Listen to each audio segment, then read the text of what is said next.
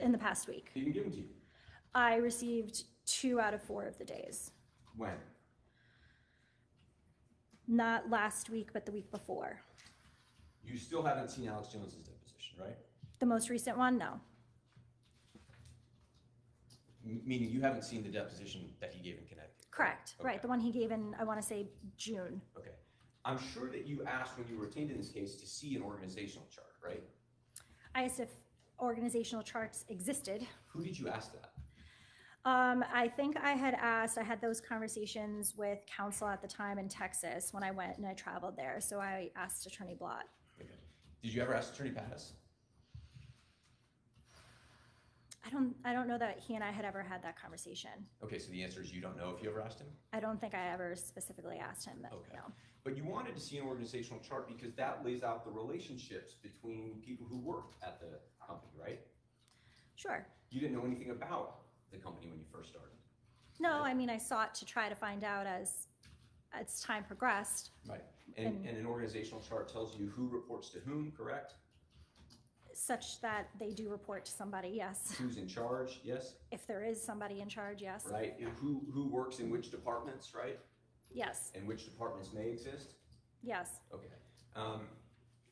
And you were told that one didn't exist, correct? I was not given any, so I don't know if they answered me and said there are none, but I was not given one. Let's try this. Let's just try this. You asked Attorney Blott, is there an organizational chart? Right. Right. Are we going to get into attorney-client communications at this point? I don't think that that's an attorney-client communication for the person seeking legal advice. I don't think so, so overruled. You asked Attorney Blott, right? Yes, She represented Free Speech Systems. at the time, yes, Attorney Pattis put you in touch with yes. her. She said what to you in response? Same objection. I don't recall if she said that there was none or she didn't know whether there was one, and I want to be fair to her. So I'm not sure if it was that there was none or she was not aware whether there was one. And you didn't follow up, right? Not with her, no. But one of the first questions that Attorney Pattis asked you here last week was whether there was an organizational chart, correct? I think that's what his question was. And you said there isn't one, correct? Well, as far as I was aware, there wasn't one. That's what you testified. Correct, as far as I, That was false, correct? well, I don't know what that was and when it was prepared, so I can't really answer as to information concerning that chart. Did I show you an Infowars organizational chart last week? Yes, Okay. And I showed you a base number that you acknowledged meant that it had been produced by Infowars to us in this case, correct? I saw the Bates number, yes. Okay. And so your testimony that there wasn't a organizational chart was false, correct? Objection argumentative. Sustained. Was it inaccurate? I don't know anything about that chart, so I can't answer anything about the chart. Okay, well, why don't we bring it up? Do you know whether Mr. Pattis knew anything about the chart when he asked you that question? Objection, Sustained. speculation. All right, well, let's bring it up. And for the record, this, Your Honor, was admitted last week, Number 480, counsel. number 480. Cumulative Judge Eston answered. Overruled. You've worked with spreadsheets before, ma'am? Minimally, but yes. Okay, and you know that they're, in documents in native format have what's called metadata, yes? I'm not that technologically savvy, but I'll accept your representation. You know that metadata is basically data embedded within a document that tells you a little bit about it, yes? Sure. Okay, well, why don't we go to the About page of this document? Okay, and I want you to look at the right-hand side, and do you see related dates there? Do you see that in your spreadsheet, ma'am? I see it, yes. And you see created? Yes, I see a date there. What's the date there? 11/6/2011. Okay, and do you see the last printed? Do you see that? Yes, And what date is that? 6/19/2017. And who's the author? It says Lydia Hernandez. Okay, that's the former accountant, right? Yes, at one point. All right. Did you review the testimony of Daria Karpova that she gave in this case? Yes, I did. In Connecticut? I believe I did. I definitely read her deposition. Was this her corporate rep deposition? No, it wasn't. So I'm not sure if I read that one. Okay, I definitely read her corporate representative okay, deposition. okay. She didn't serve as a corporate representative in Connecticut? No, I don't believe she did. Okay, and so you don't know if you read her deposition here? I'm not sure. All right. I'm gonna, may I approach, Your Honor? This has been marked as Exhibit 350. And why don't you just take a look at that and see if you can identify that? It looks like Daria's deposition remotely on August 6, 2021. Okay, and I'll. Oh, you want it back? Sure. Yep. And you're a lawyer, you've worked with depositions before, right? And if I point you to page 3 here, who conducted the examination on behalf of Free Speech Systems? Attorney Pattis. Okay. And what I'm going to do now is turn to page 55. Before I do that, in the table of contents, you'll see here, Exhibit 4 is described as what? It says Excel spreadsheet. Okay. And you know, an exhibit, when it's presented at a deposition, is similar to the way it's presented here. You ask the witness about it, right? Sure.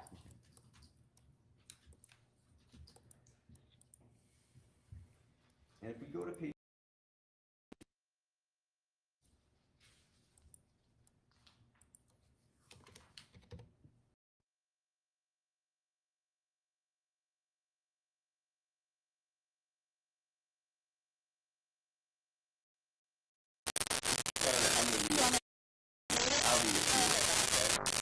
Okay, I'm going to move to the next slide, which is 2015.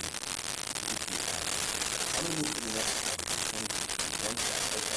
I moved to the next slide, which is 2015. And this is just the organization that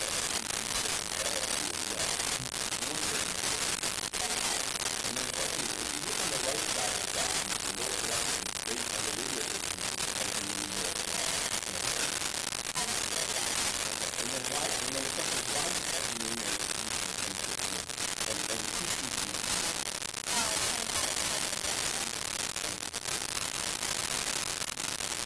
And so, when Attorney Paddock asked you last week, does Free Speech Systems have an organizational chart? Am I correct that you asked this deposition where this exhibit is shown? Okay. And you said it does not, correct? It does not have an organization. As far as I was aware, Right, and he didn't select that one. So if you go to 2015, let's zoom out so everybody can see this.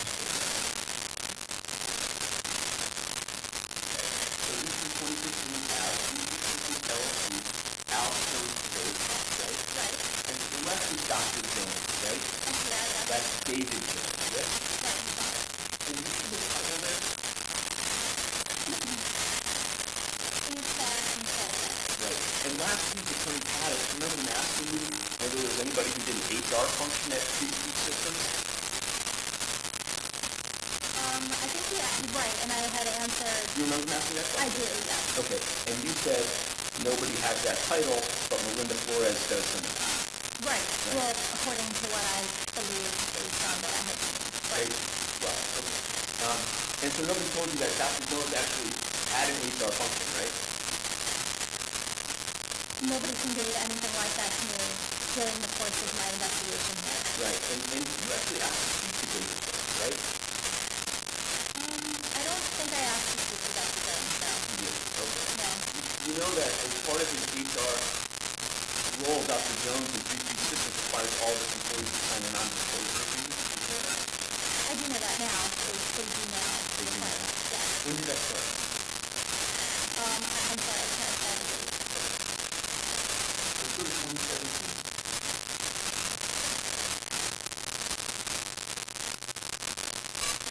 All right, 2017. And you see an outsourced very right? Yes, Dr. Jones, there, I see that, yeah. and seems like a lot of Jones, and then also on the other side is simply J, right? Right, And the department is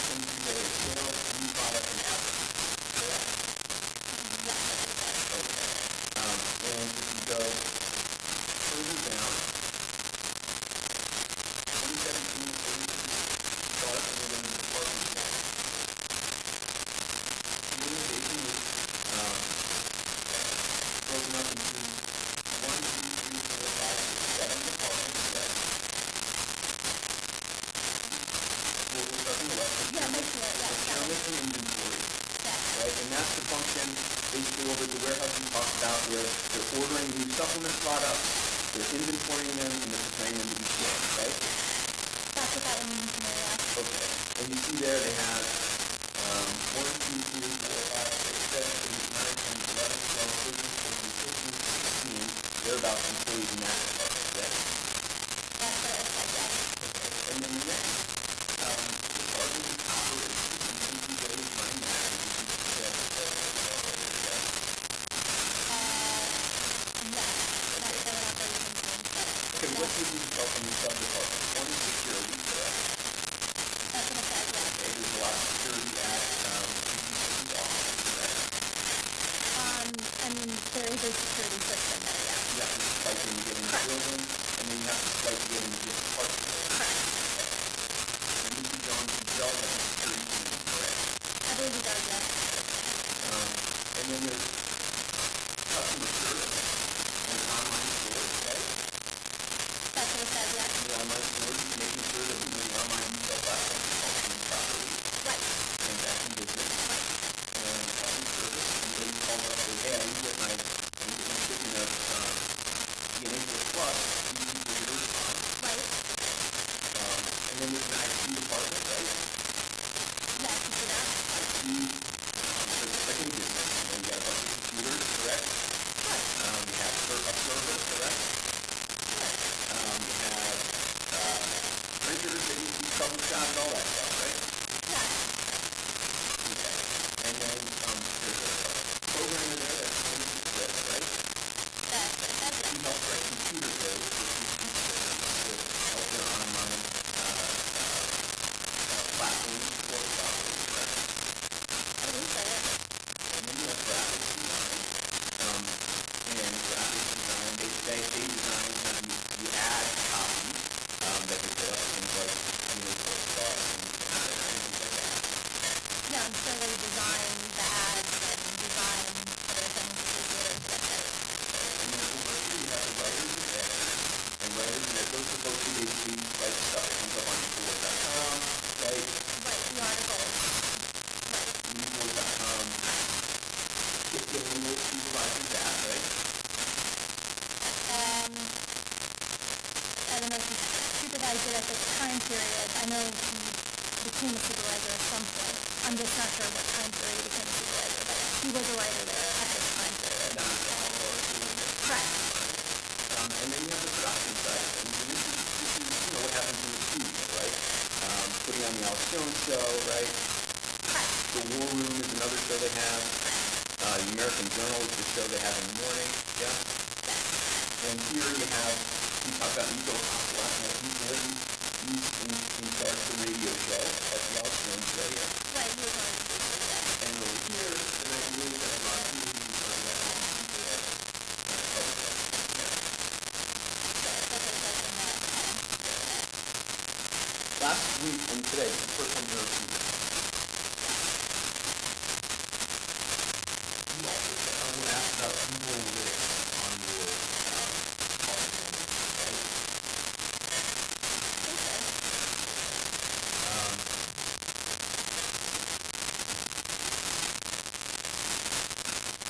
Have you reviewed Mike the Deposition Zimmerman the I definitely reviewed a deposition by Michael Zimmerman, but I'm not sure if it was in Connecticut or in Texas. It might have been the one where he was designated as a corporate rep, so it might not have been the Connecticut one. I'm not sure.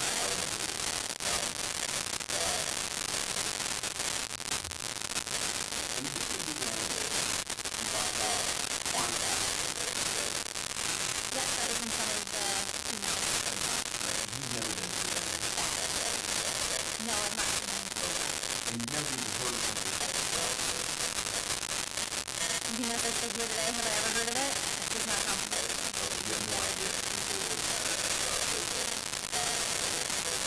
No, I don't.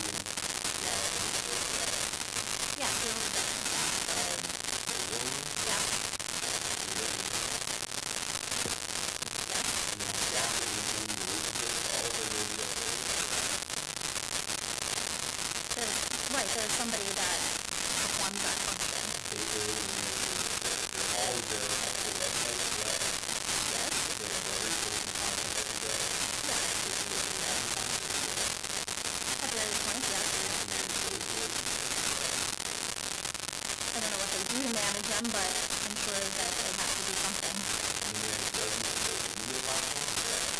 Yes, we have many platforms. And you have people pumping out content on those social media platforms, correct? They edit their videos, they post their videos, and then it's live. And then thousands of units of inventory that goes to auctions, correct? In the warehouse, yes. At a facility that you have said is about 3.5 football fields big. It was very good, yes. Do they have any equipment there as well? The forklifts and stuff to lift everything, yes. They have to manage accounting and all their books, Sure, correct? They have to manage their facility, correct? sure. And all of this, and I think your testimony is that, over the past 10 years, the whole organization has generated up to $1 billion Well, I said I wasn't sure what the exact number is, but, You get a range out of 100 million, correct?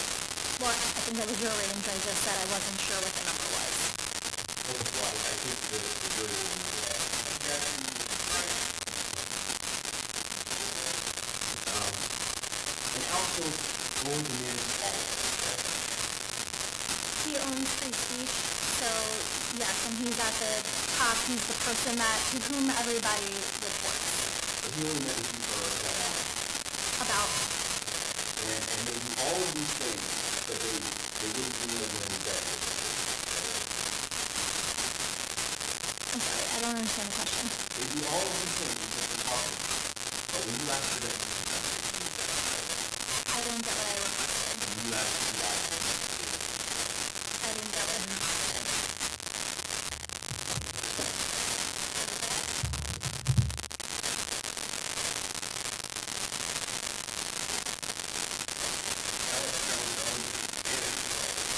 To the extent the word manages means something.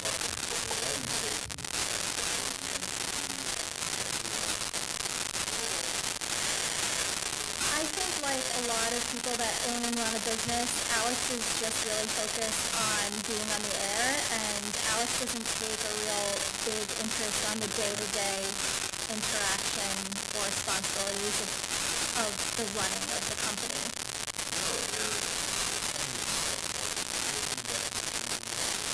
I'm aware there were a lot of depositions, yes.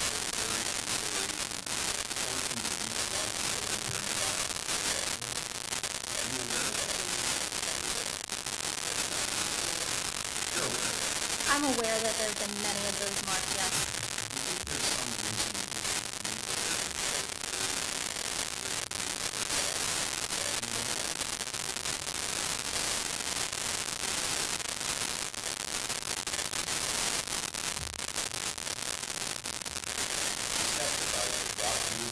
At one point, yes.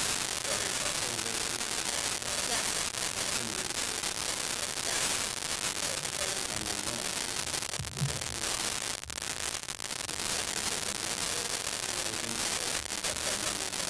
They were not willing to do it again, that's correct.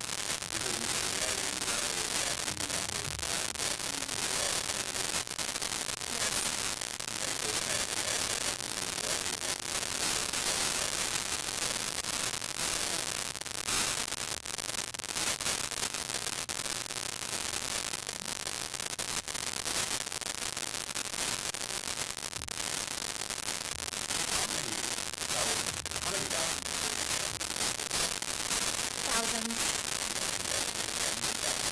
Probably tens of thousands. Between Connecticut and Texas, I don't know how many were produced, but many tens of thousands of documents.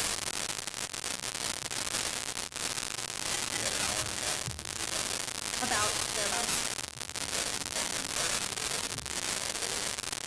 Of his ability, yes, I did.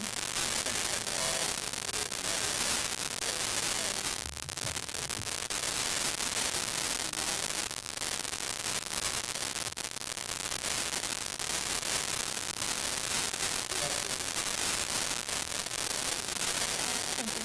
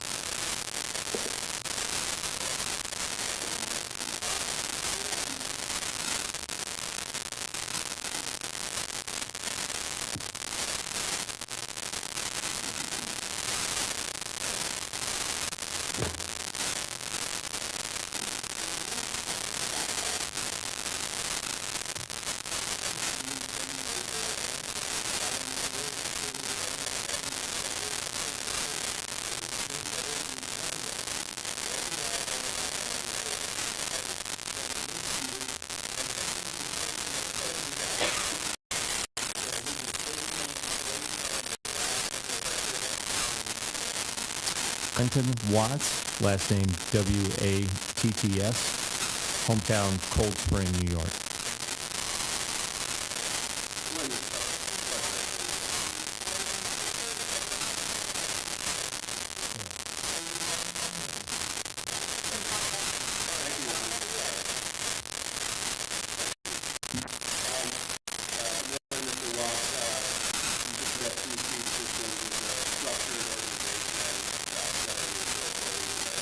Correct.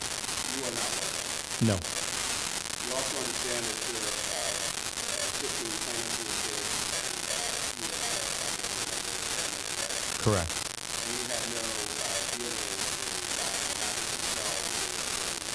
No. So that speaks to the defined role here and that's your expert witness. Correct.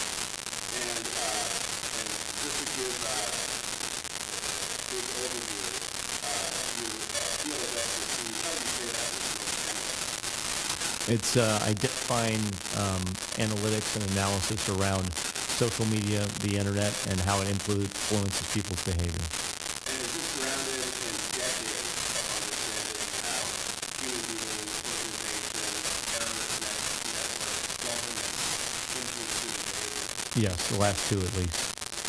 This is the last 2002, the president. And so, why don't we provide at this point, I'd like to provide the jury with your background as an expert in this case.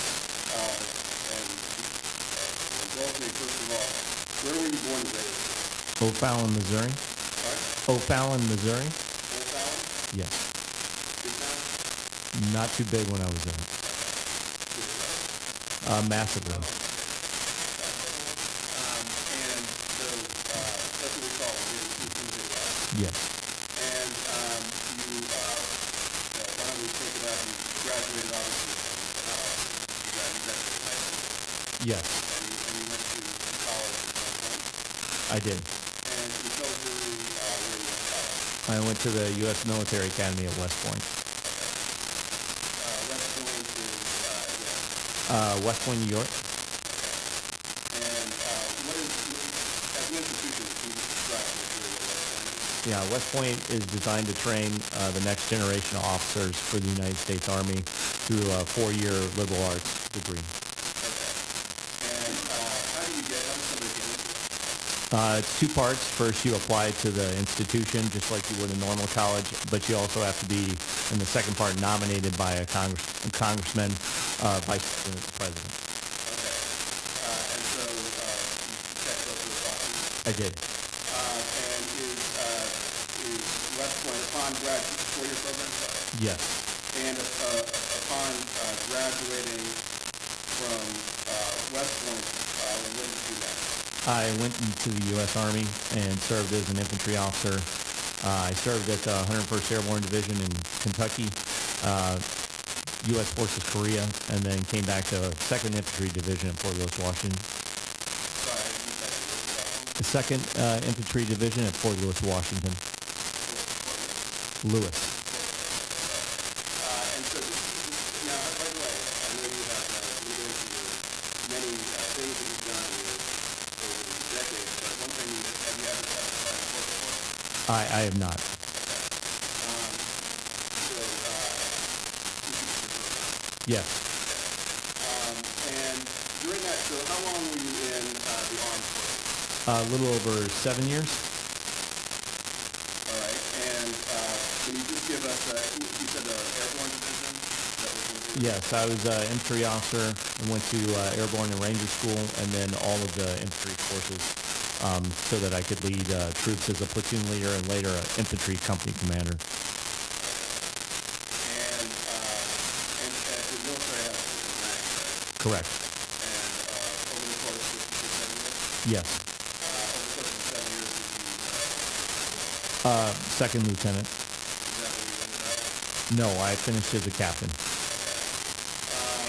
so you, what do you call it, you left the military after 7 years? Yes. And what did you do next? I went to the FBI Academy and then the FBI as a special agent on a joint terrorism task force in Portland, Oregon. The FBI, you said it's special agent. You walk into the FBI and become a special No, you have to be qualified at the FBI Academy at Quantico, Virginia. agent. Is Quantico home base for the FBI? Between there and headquarters in Washington, D.C., yes.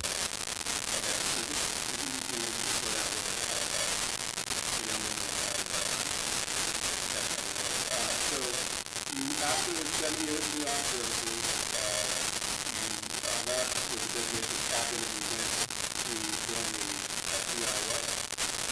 As a special agent, Okay, and that started with some stint at Quantico. yes, a little over 4 months. Okay, just give us a general flavor of that. It was after the September 11th attacks. The FBI was recruiting more agents into counterterrorism. I'd been in the military and went through the interview process and was selected. Then upon training, you receive legal training on search warrants, some sort of internet-based training, which is kind of where I got my start in cyber-related activity. Then you go through the full gamut of how to actually investigate a case. And when you say, in a generic way, when you say investigate a case, what generically is that? That essentially is going through the procedures of evidence, how to gather data, then how to apply that to the law in terms of bringing up evidence so that it can be used in terms of different levels of searches, essentially gathering the evidence to support the prosecution of a crime. And you started your career in this area back around 2005? 2002. All right, oh, right, you said in the aftermath. Yes. And that, I might be losing track of time, back in 2002, was the internet really up and running? It was up and running, but it still was in its, what I would say, first decade. It was still just becoming part of everything that was going on in the world, and since then it's grown. And so an investigation, even from the early days in 2002, would involve understanding what How the internet works, also, most importantly, how people communicate on the internet, particularly in the early era. And that was the start of understanding how, in that case, in the cases that I was working on, terrorists, affiliated with different organizations would try and recruit or communicate with each other using the internet.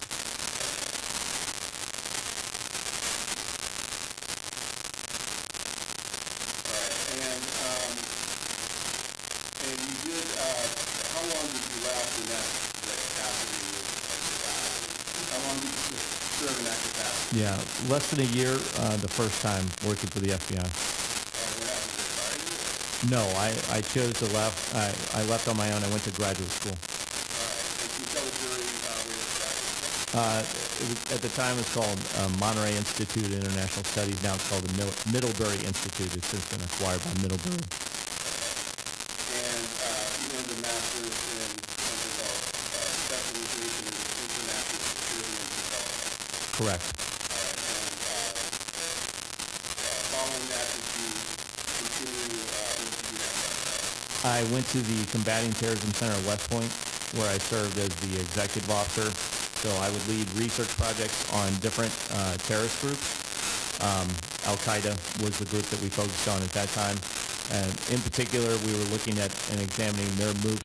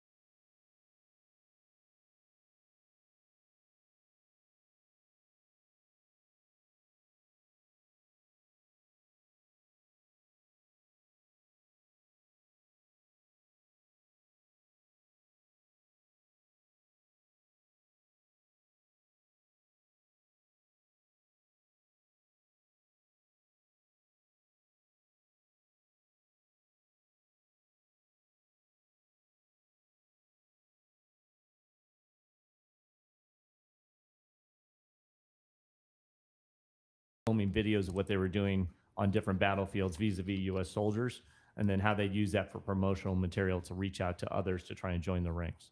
Okay, just to hit a couple of other points of your background. You served at the U.S. Special Operations Command. Can you just describe what that is? Yes. During the period with the Combating Terrorism Center and even after, I work on different projects for U.S. Special Operations Command overseas. Same jobs that would be occurring during that time.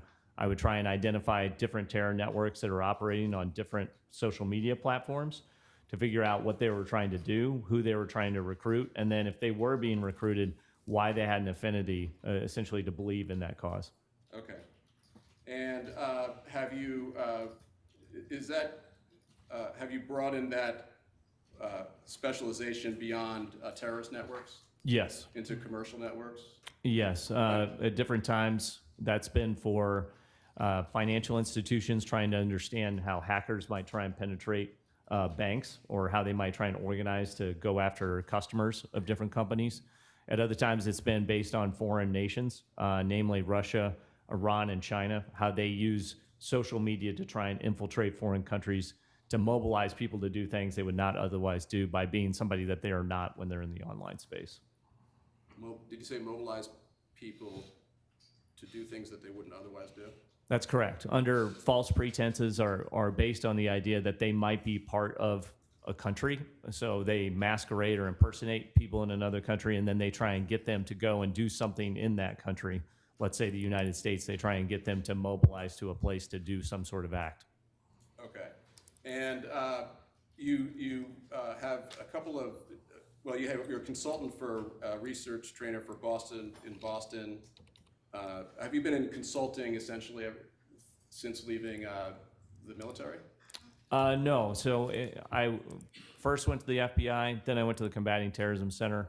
From that period forward, I again worked at FBI headquarters. I served in the counterterrorism division, working on how to build intelligence programs, very similar to what I was talking about in terms of social media. Then also worked to help build training programs for counterterrorism in the FBI. The last time I was there was 2012. And you founded a company called how do you pronounce it, Miburo? Miburo.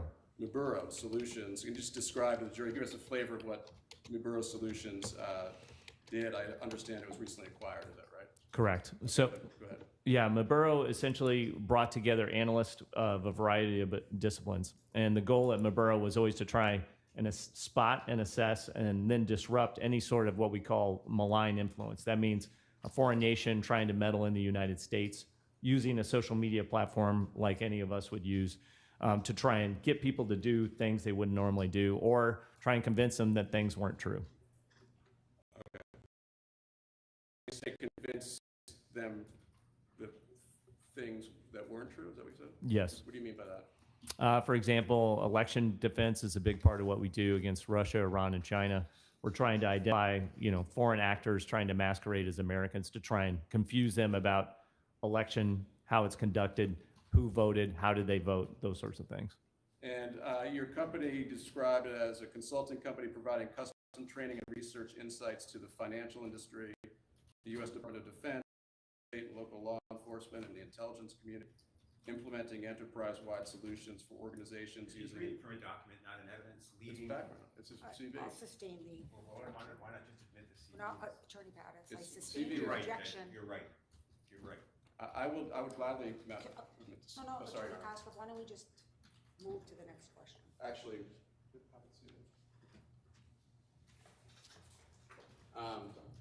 so I'm glad because I wanted to ask you, what is that? Give us a flavor of all those different things, Department of Defense and financial industry, a little bit about that. Yeah, sure. So sometimes they want us to do an investigation. So we'll look at principally two things. One, what language are people communicating in around the world, and how does that transcend to the United States or another democracy? Second, we do a lot of data analytics, essentially taking in tremendous amounts of data, trying to find those anomalies in there that don't look natural so we can understand what they're trying to do. And has it been can you describe what, if any, role the detection of threat or malign influence has played in your career? Yes. So at the time when we were hunting essentially Al-Qaeda and Islamic State ISIS members in Iraq and Syria, we came across a network that was operated by Russia. We then tracked that entity all the way into the election in 2016, trying to identify how that sort of influence was confusing Americans about the election. And now, when you say we, let's be clear, you're not a Yes. one-man shop. No. Yes. So No. can you just tell the jury who we are. Yeah, so Maburo has about 24 analysts at any given time. We speak up to a dozen or more languages, depending on what the mix of actors that we're trying to track. And so we're looking in foreign audiences to see what kind of information is being shared that's any tip or lead to understand about false information, or in the case of many cases, hacked materials, citizens being targeted, their information being stolen, and then it being dumped out on the internet. Okay, when you keep saying hacked and stolen material on the internet, does all your work generally involve some exploration of an internet and its connections with an organization? Yes. All right. And you have specialists who are, you have data analysts and things like that? Correct. Did there come a time when we asked you, when I say we, our law firm asked you to review certain materials to determine whether or not you could be of help in helping us understand the Alex Jones network? Yes, January of this year. And did there come a time when you were asked to help us understand how Alex Jones and Infowars influences customers to purchase goods, for example, Correct. and how they message their audience in a way that subjects potentially innocent people to harm? Objection. Sustained. And well, what else were you asked to look at? You said you talked about being involved in harm prevention. Is that right? Correct. So what other things did we ask you to do? You asked us to look at what would the effect be of false content over time as posted by Free Speech Systems LLC and Alex Jones, and what the effect would be on the audience. How might that change their behavior or their perceptions around reality? And we're going to get into that in some detail. Let me just this general question. And did you and your, with the help of your team, reach certain conclusions based on the information you were provided and based on your education, training, and extensive experience? Yes. Okay. And in terms of what you were provided, were you provided with voluminous materials to review? Yes. And tens of thousands of pages of various information? Yes. And did you and your team review those in detail? We did. And were you provided with depositions, for example, depositions of Alex Jones? Correct. Yes. And those were 3 volumes of depositions, is that right? Yes. And did you and your team review those in detail? We did. And other depositions, like depositions of Tim Fruget and others at Infowars? Yes. Okay. And did you also conduct extensive research on your own to help fill in blanks from the material provided? We had to. Can you explain to the jury what you mean by that? We didn't have all of the data in terms of what was asked for, but also in terms of what was available from different social media platforms. So as best we could, we had to recreate data that was available on the open web. And did that effort take quite a bit of time between you and your team? Tremendous. Okay. And you racked up a bill for this? Sorry to put it so bluntly. But, Yes. and so can you tell the jury approximate how much all this costs? As of the last month, I believe it was 158,000, roughly. All right. And so did you have to spend an extensive amount of time trying to recreate documents that were not available from Infowars and Alex Jones? Yes, we had to use what is known as the Wayback Machine. The Wayback Machine, you may have heard of it in other testimony, is a system where you can go back and look at an archive of what was available on the website. It takes quite a bit of time to go back and look at each one of those archives and then compile all of the data into one place. And so if Infowars and Alex Jones had provided the full gamut of information, your charges would be substantially less, is that correct? Objection. Yes. Let me rephrase it. how would the failure of Infowars to provide the full gamut of its documents have reflected in your charges? Objection, Judge. Argumentative. Overruled. Our charges are based on time. The more time it takes to aggregate the data, the more it will cost. If the data is provided up front, we would require much less time to do all of that work. Now, you talked about, oh, by the way, have you, in addition to consulting with various governmental and private organizations, have you also been called on to educate the next generation of, what would you call them, FBI agents and others? Yes. Can you describe to the jury about how many, I call them FBI agents, but is it the broader? Much broader, Okay, yeah. can you just describe the nature of those that you've educated over the decades? Yeah, since 2005, if I wasn't doing the analysis myself, oftentimes I and some of my colleagues would do training, and training was principally for law enforcement. I've trained tens of thousands of law enforcement officers. Many were FBI agents, but many were state and local law enforcement. I worked for LAPD, Los Angeles Police Department at one time, New Jersey State Police, have briefed many dozen times at different police departments around the country. And then the other part is the military and the U.S. intelligence community. I've acted as an instructor at the FBI Academy. I've also acted as an instructor for the U.S. intelligence community, and many times thousands of soldiers, airmen, Marines, sailors over the years I've done training for. Okay, can you just give us a category by category, what types of things you train on? Yes. Usually one of, three distinct kind of parts. Okay. Especially in the beginning, during the mid-2000s, it would be on terrorist and terrorist organizations, and then counterterrorism processes for investigation. Through that, there usually was a great deal of intelligence and investigation training. That was kind of the second component, which is how do you actually evaluate a network? How do you understand an organization?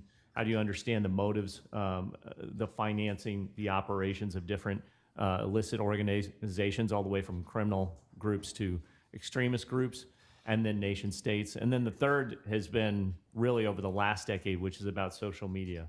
As the rise of social media has occurred, all bad actors of all categories have gone to social media to do their activity.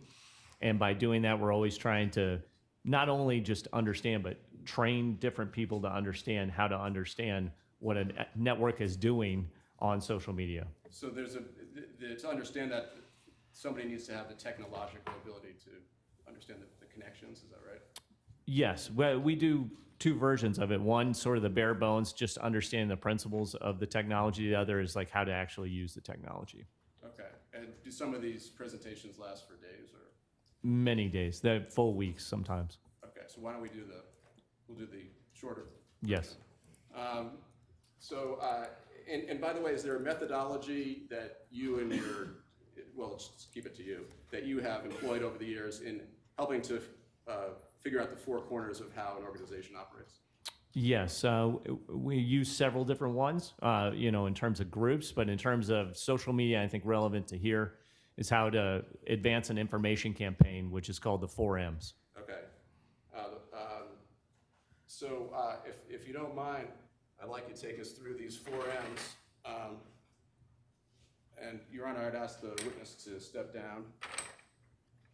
With the I court's guess the permission. attorney Pattis to be able to see it too. If Attorney Pattis could move over there, he could get a shot at this, but if I move it way back there, it's not gonna be useful. Well, what would you like to do, Attorney Pattis? Do you want to remain seated? I've So, got my notes for this fellow. Sure. I don't want to be away from him. or we could take the morning recess now and figure it out. I think that's a good idea. So why don't we do that? We'll take our coffee break, our morning recess. Ron will be in charge of your notepads. We'll continue to obey the rules of juror conduct, and we will resume at 11:32. All right, take a recess. All right, please.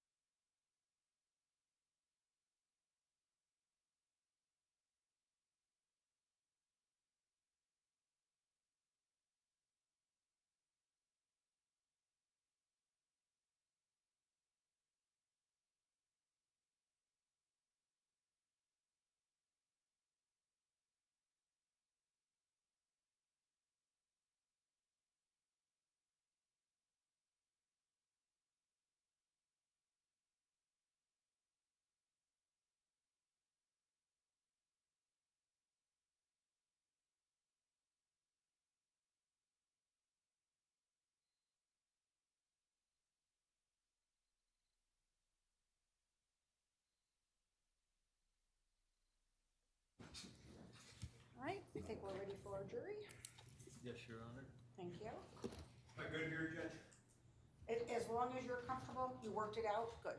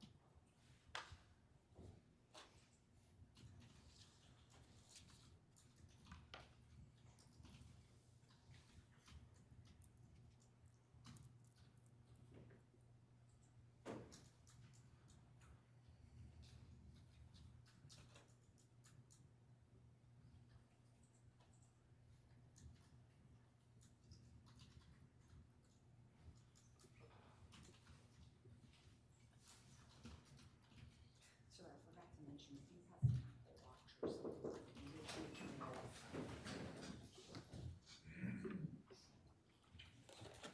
Welcome back.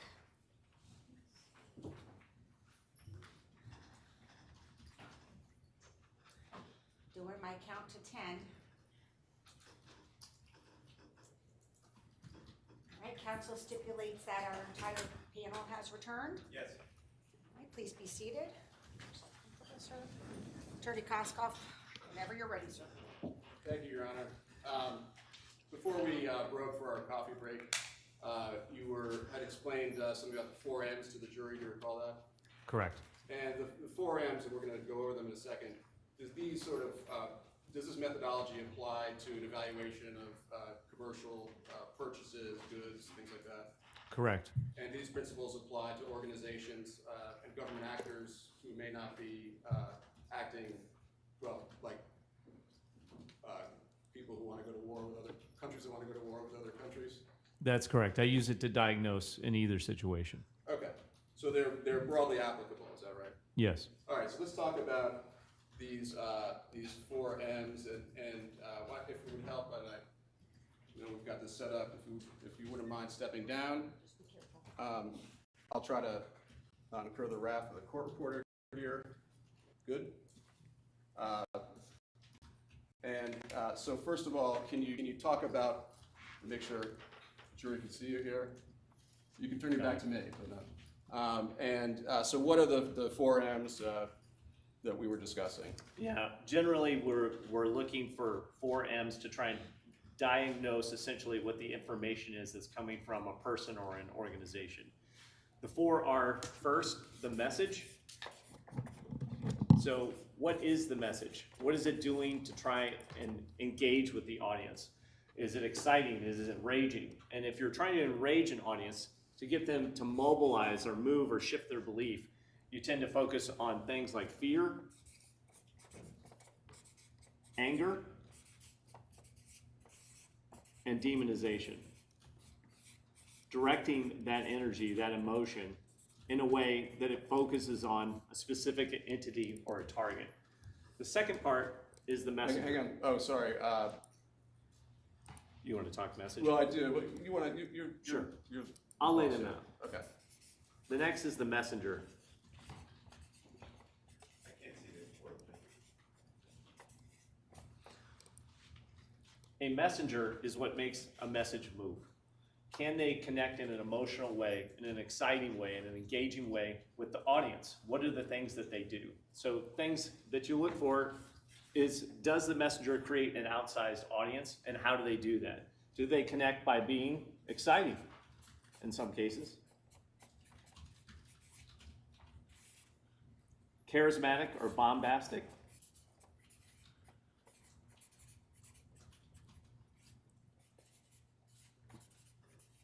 Do they communicate in a way that brings the audience in? Through emotion. This could be jumping up and down with excitement. It could be crying or panting. It's communicating or essentially bringing the idea, the emotion to the audience and connecting it with the message. The next part we try to evaluate is the medium. By medium, it is essentially the type of communication. You might think of print for newspapers, audio for radio broadcast, video for any sort of television broadcast, or even video on the internet. Video is king. Video is king because it communicates emotion in a much more dramatic way. You can do it with others, but if you can do video and you can do it at a very high quality, then you can essentially communicate with the audience in a repetitive way. That's why you'll see whether it's television shows, news broadcasts, whatever it might be, they try and use a consistent format. The format is everything from colors and logos, quick cutaways, graphics,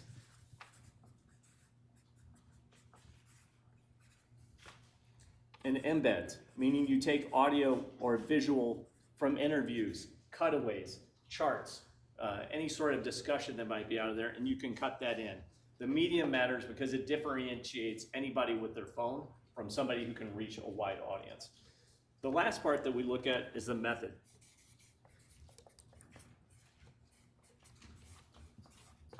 Anyone can communicate one video one time in an emotional way on an emotional topic, but to do it over and over again, it's about just a few things. One is infrastructure.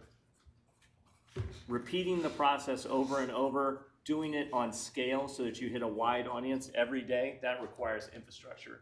The next is a process. How do they get that information out there? Do they just host it on one single website? Do they use lots of websites? Do they use lots of websites with social media? And do they use that with other entities? And then the last part of method that is maybe the most important is analytics.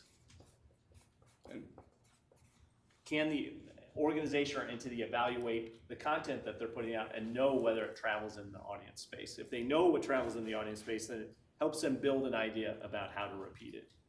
Okay, and thank you. What is, by the way, what about algorithms? Is that something, or is?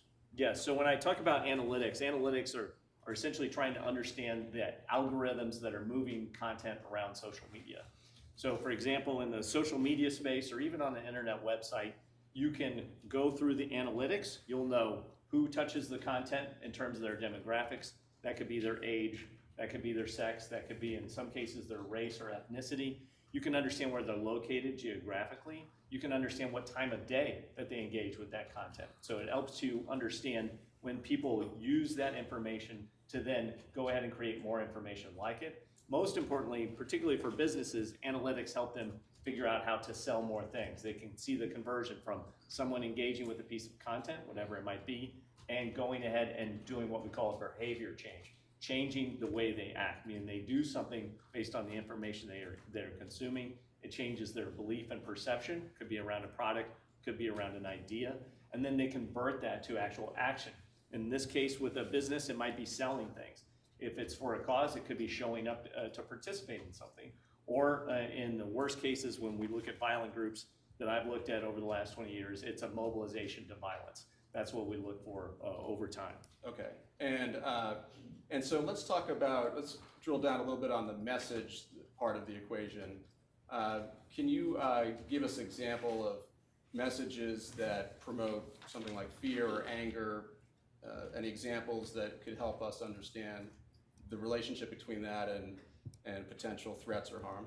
Yeah, and a recent example over the last 6 months that I've worked on quite a bit, it's Russia's invasion of Ukraine. So they use messages of fear to excite people. When you're afraid, you tend to believe things sometimes that you would not normally believe. It raises your survival instincts. So in the case of Russia, they threaten nuclear war or chemical war. Next, in terms of anger, they'll make false allegations of the Ukrainians. Ukrainians did this, when actually maybe they did. That is to make people enraged at home in the case of Russia. And that comes to demonization, which is it's not just good enough to raise people's fears. It's not just good enough to make them angry. You have to direct that. So they will make false claims about Ukrainians and package this all in one message. And you talk, that's what you've observed recently? Yes, last 6 months. Okay, and can you give us an example of a false claim that demonizes a more specific individual or individuals? Sure, and I think in terms of the one that we're here for today, that's a large reason why we're here, which is if you demonize an individual under false pretenses, For example, if you say that they're acting or that an event didn't really occur, you anger them that they have been betrayed. This is under false pretenses, but it makes the audience angry. And then you strike fear in them, that it's an existential threat is what we say. It's if this threat is not dealt with, then you as an individual will not survive. It's a direct threat to your rights, your beliefs, whatever it might be in this cause. I think that's why we're here today. Well, I want to stay now more general in these general principles, and I know you haven't done this before, but we'll get to that after we do this part of it. But are there examples, for example, outside of, general examples that you've encountered on this idea of a false narrative stirring up these kinds of emotions?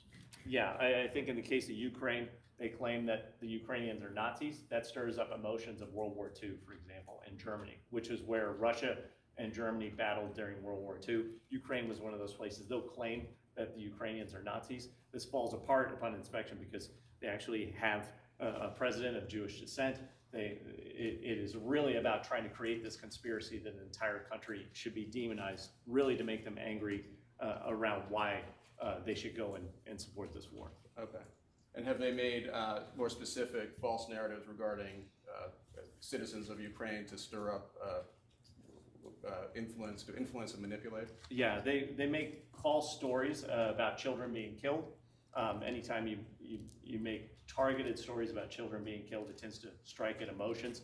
They've done that in Ukraine repeatedly, false stories about children being killed by Ukrainian drones, false stories about the Ukrainians killing people as a false flag or a stunt to try and provoke the Russian aggression. Okay.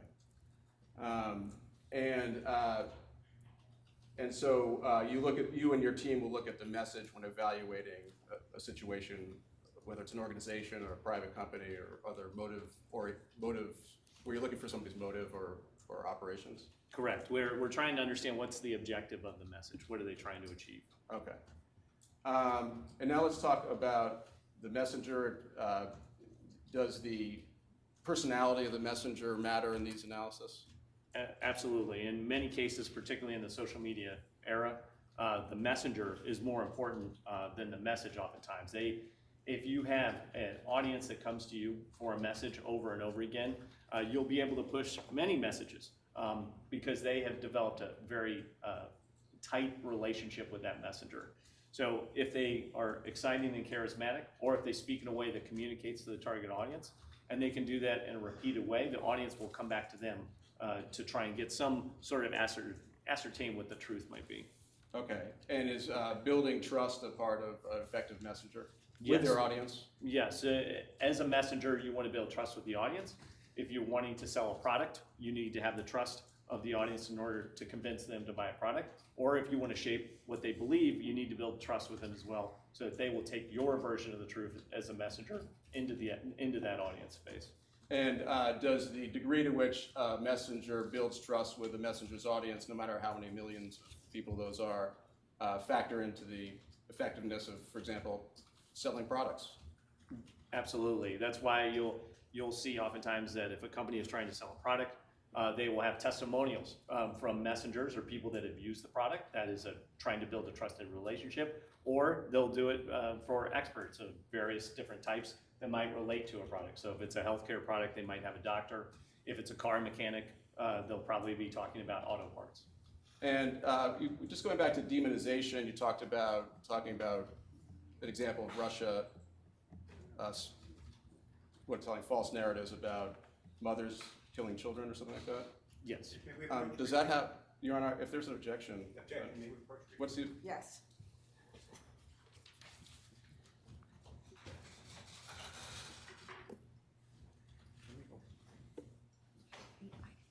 They're having a hard time sometimes picking up the objections on the sidebars, so they may have to start excusing the jury, but what's the objection? We're done with the chart. Can I get back to my table? No, I'm not done with the chart. Yeah, I don't think it's appropriate to have him stand and sort of lecture people for 20, 30, 40 Well, he's minutes. using the chart, that's why I wanted to get it. Well, I'd prefer to be in my seat, but I'm not going to make an issue of delay the trial. I'm not going to do that.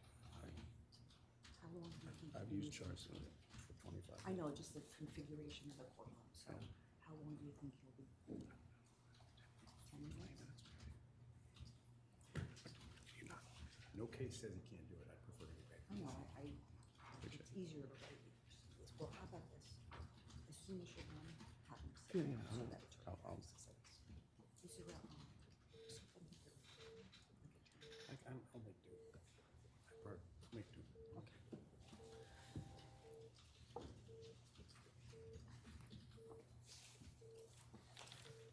thank you for bearing with us with the sidebars. It really is so much quicker than having to get up and go in and come back, so it's much more efficient, so we appreciate your patience.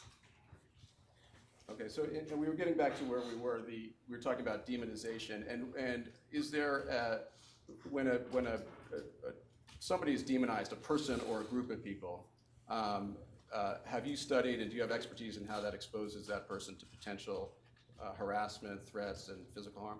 Yes. Can you just describe that to the jury? Yeah, I think the reference that is most applicable in this case is a terrorist named Anwar al-Awlaki. He was really the first of Al-Qaeda's leaders to go to the social media space in a very large way.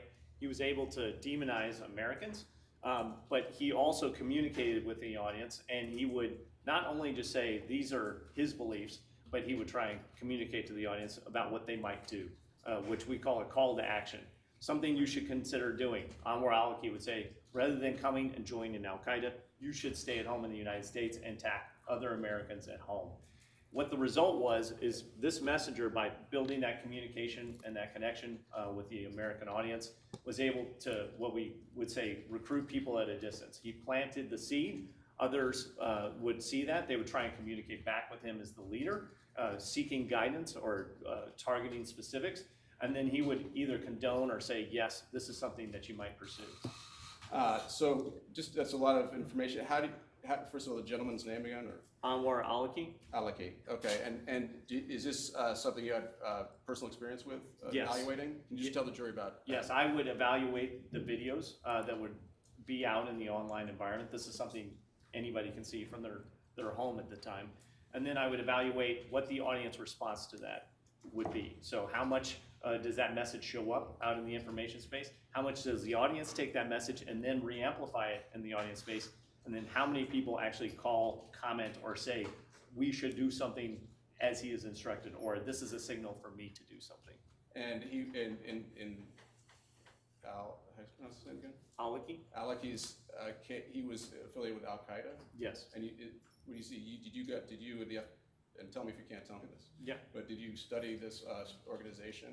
Yes, I studied it, but this was Al-Qaeda writ large during my different stints at the FBI, but also on separate projects which were totally unclassified and open source, things that you could see from your house as well. Now, do successful television personalities also carry characteristics of being effective messengers? They have to. You will not be successful in television if you're not an effective messenger. And you'll oftentimes even hear the phrase, meant for television or meant for radio, meaning that they have some sort of characteristic about how they communicate that makes them particularly good at communicating in whatever that medium might be. So in this case, so there are ways in which effective messengers use their platform in a way that doesn't promote harm or manipulation of others. That's correct. Okay, and it doesn't promote exploitation of customers by certain means. Correct. Products. Okay, and so now let's talk a little bit about medium. You talked about video. I think you said video is king. Can you just describe that to the jury? If you want to communicate with an audience, particularly in the social media era, video gets seen more often than things get read. It's much more easy for an audience to come onto video content and consume it. Second, it's a much more immersive experience. If you watch a video, you can understand all of the dimensions of it, as opposed to just simply reading or just simply listening. You can do all of those things. You can sense emotion, you can see emotion, you can see hand gestures, you can see the contours of people's faces.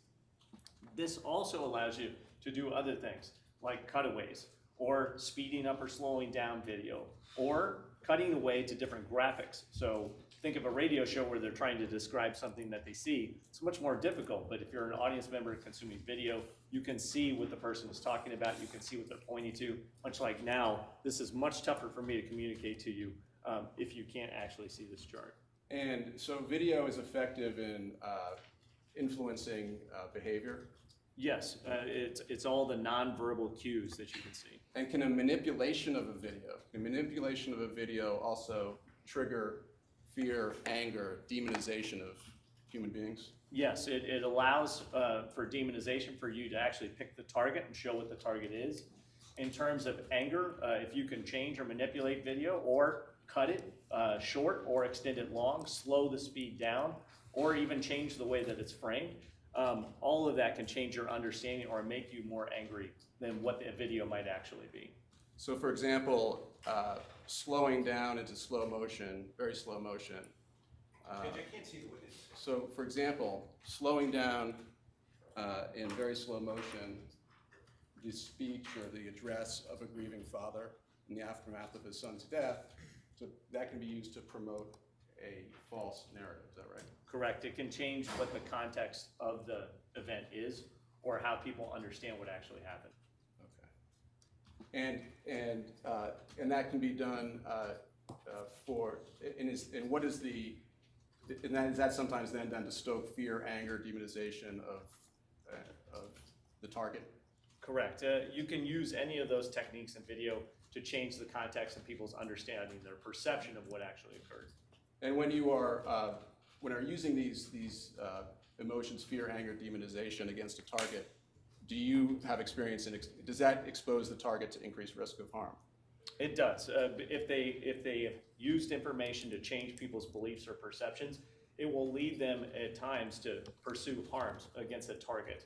If someone's been demonized, they could be the target of something under circumstances where the factual understanding, the real reality of what actually happened is changed, which leads them to do things they might not already consider, meaning they heard a call to action. They were told that something occurred because of a reason that is false. They may undertake an action because of that. And have you observed and examined how these types of narratives lead to harassment in an online community? Absolutely. The range is everything from harms against children.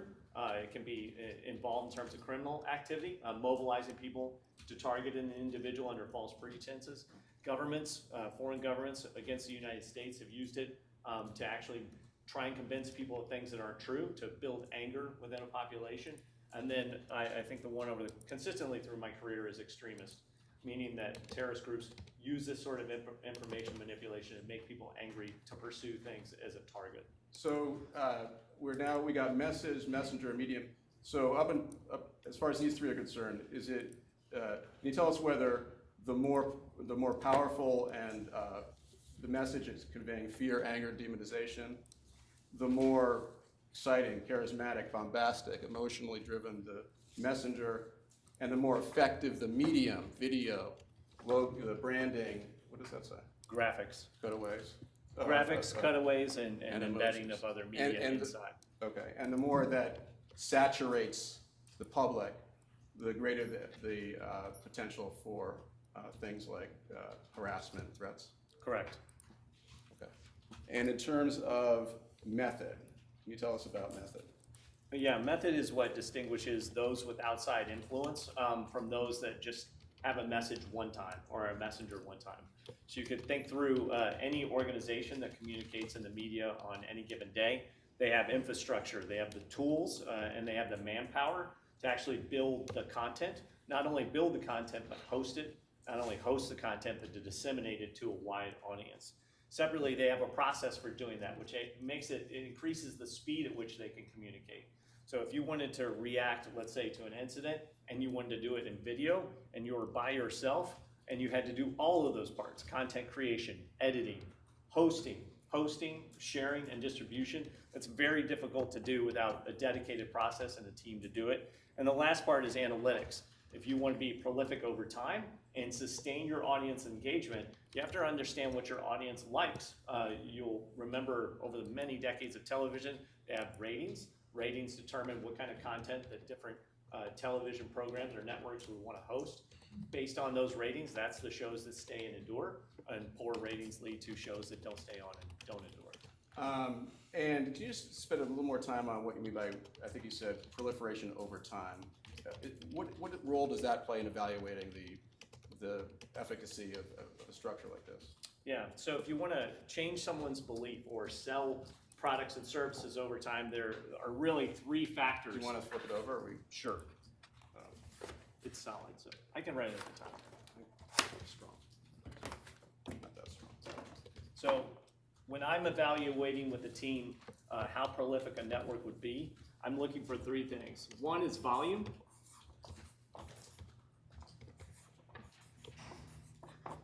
Volume is nothing more than the total amount of content created by a messenger or the organization that's working with the messenger. Next is reach.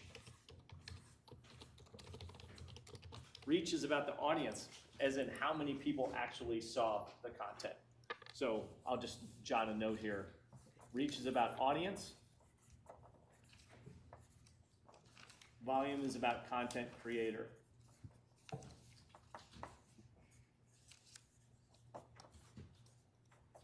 And the last one is time.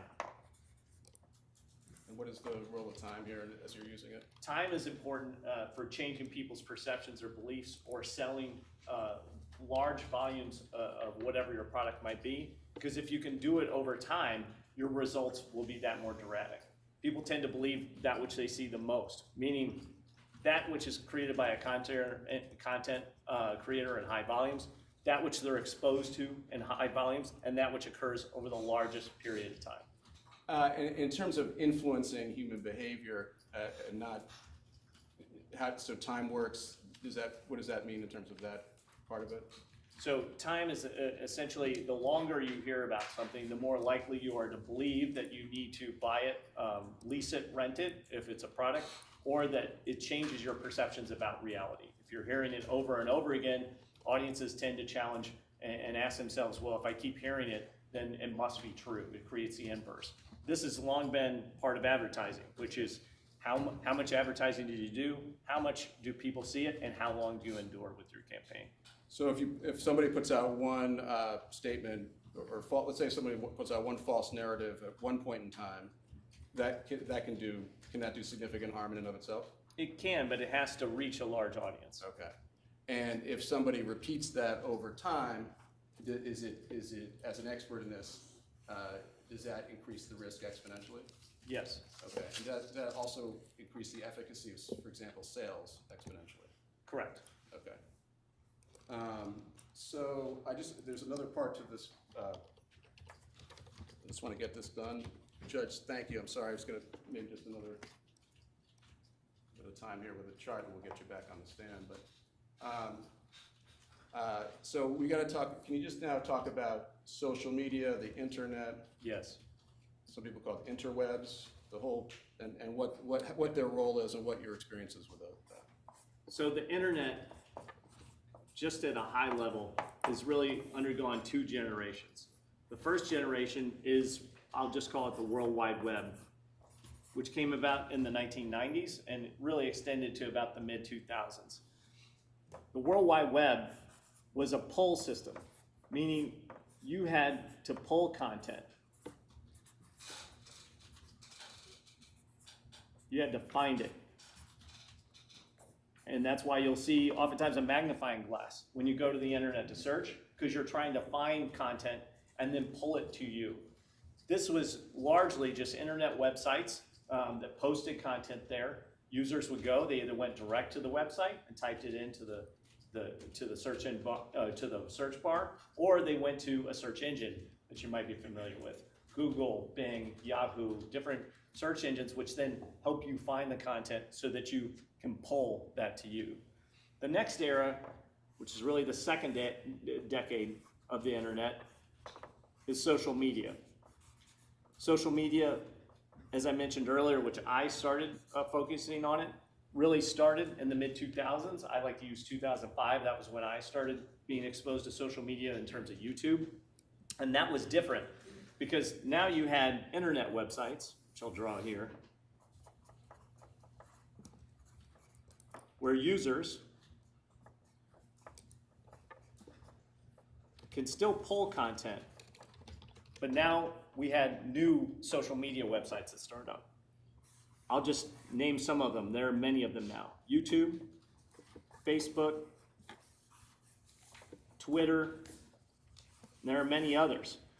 When this occurred, it allowed all of us as internet users to create our own persona, our own identity on the internet. And that changed how everything worked. Because instead of just pulling, we could then subscribe to content, and internet websites could post their content on each of these platforms. And when they do, your friends, your followers, your coworkers, everybody you know on a social media site, everyone that you friend, they can now push content to you, which is different.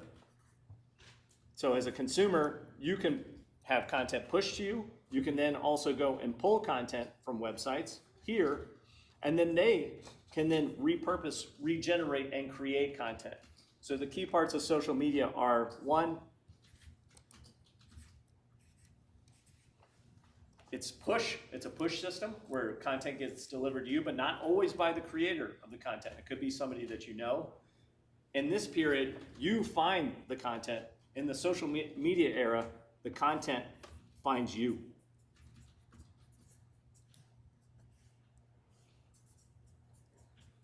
And has the social media, you were in the trenches, so to speak, in this area of evaluating networks. Yes. And the advent of the social media, in the advent when social media was coming to its current state, right? Correct. And can you tell us what, if anything, that has done to the ability to disrupt disinformation and demonization and fear and anger, those kinds of things? It makes it much harder. If you had just an internet website, just the internet,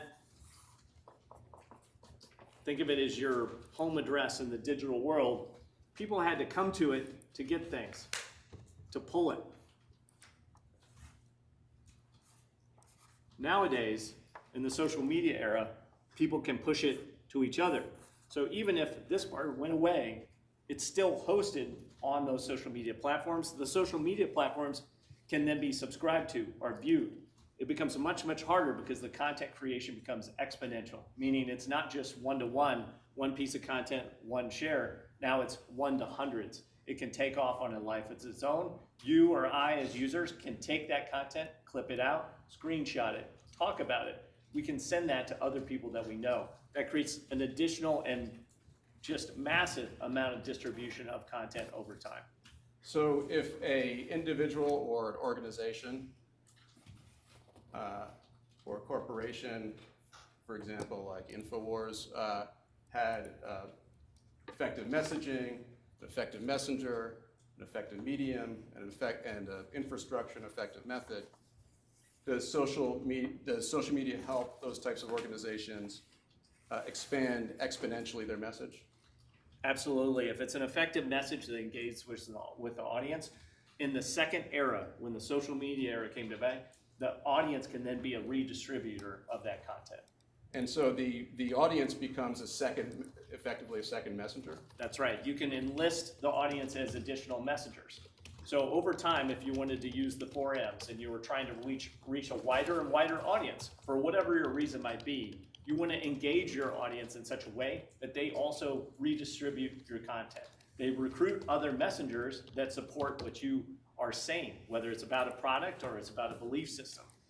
Above that, you can receive information, tips and leads, or even donations or sales to help propel your infrastructure in your organization. All of those things help you sustain over time, and the more you can sustain, the more you can grow your audience. The more you grow your audience, the more you can challenge them and push your belief system on them. The more they change their beliefs, the more likely they are to undertake actions in the real world. Okay.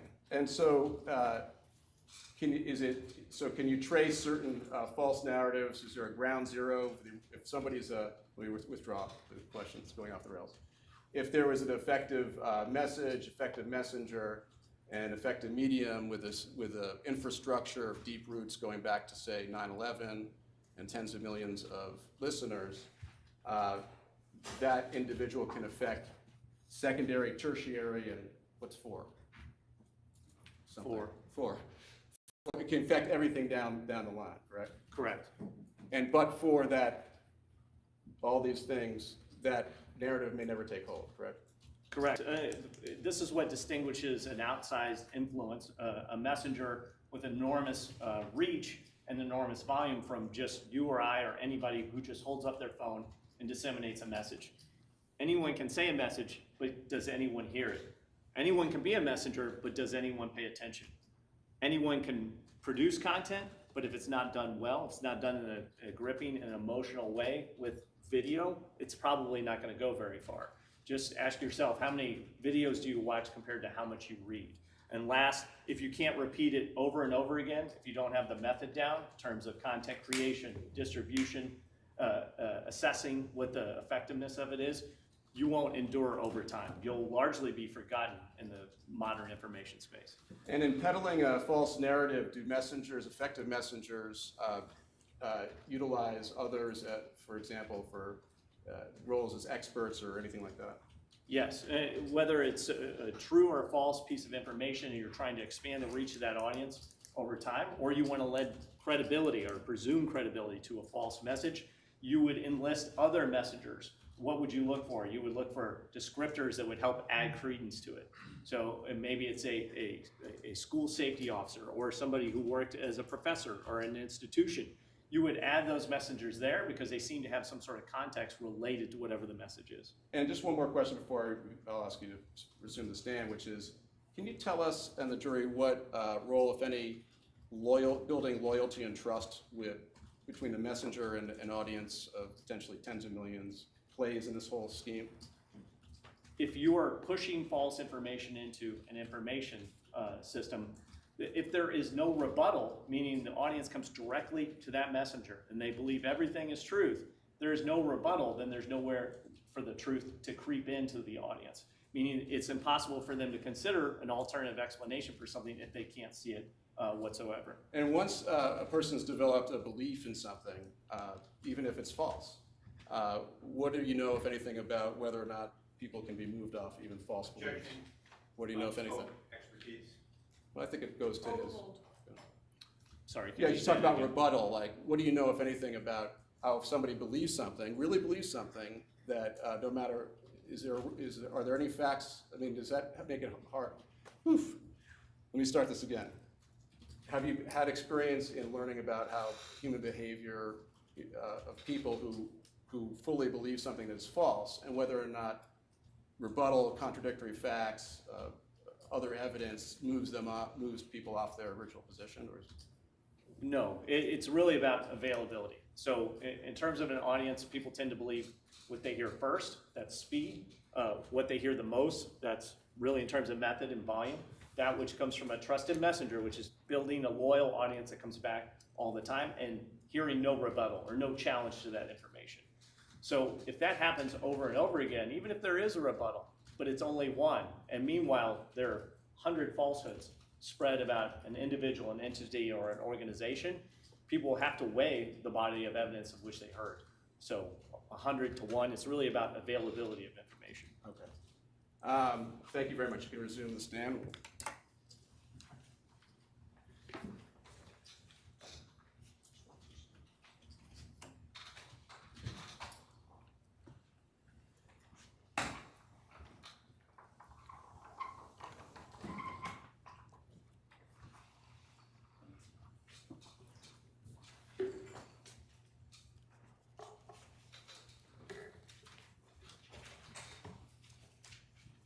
So,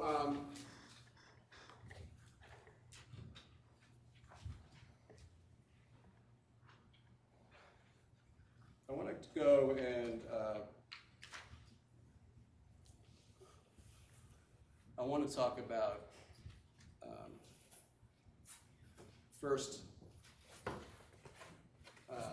the infrastructure of Infowars / Alex Jones / Free Speech Systems prior to December 14th, 2012, okay? Okay. And you are familiar through your extensive analysis of this case with that infrastructure? Yes. And and you studied how many infrastructures of different organizations over the years? Dozens. Okay. And can you tell the jury about, in general terms, just about the infrastructure of Infowars. It's give us some scale and context. Infowars as what we would call an ecosystem, which includes the internet and social media. Over the course of what we reviewed, involved several different websites, Infowars.com being the principal one that draws the largest amount of traffic, PrisonPlanet.tv being another one that drew sizable amounts of traffic. And it hosted content in nearly all forms, video, audio, and print. Separately, over the course of all of this period that we evaluate. This was prior to 2012. Yes. Trying to make sure. Sustained, so Yeah, so just to be clear, we're just talking about prior to December 14, 2012. Correct. And the reason that I'm just asking, you talked about how infrastructure plays a role in this whole analysis of influencing behavior and all that. Yes. And the greater, more secure the infrastructure, the more effective the message and the influence.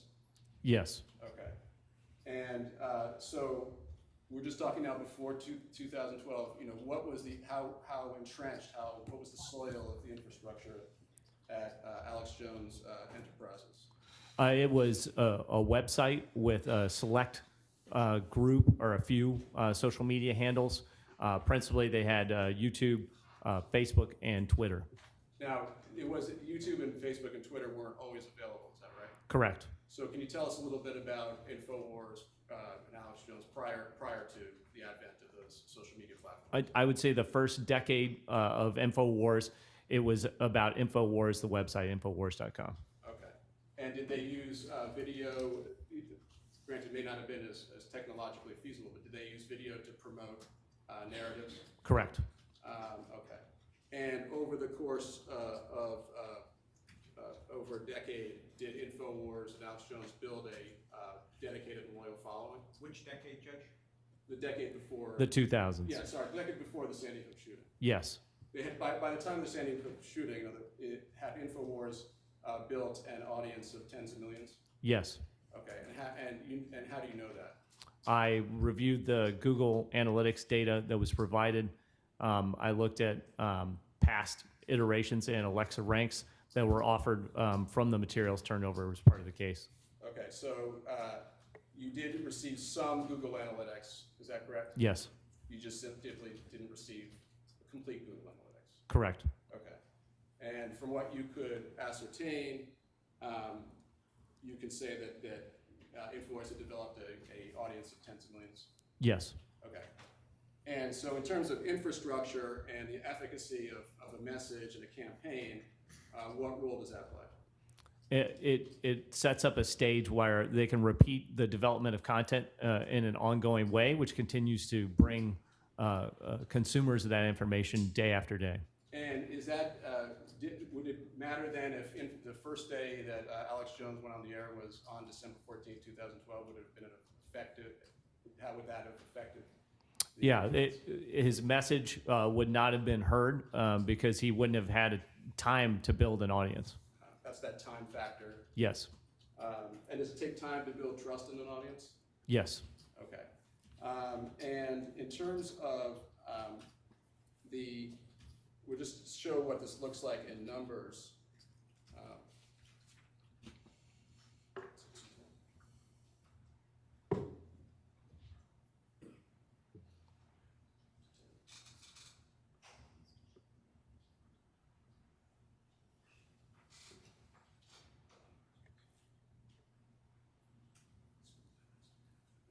I think it's 210.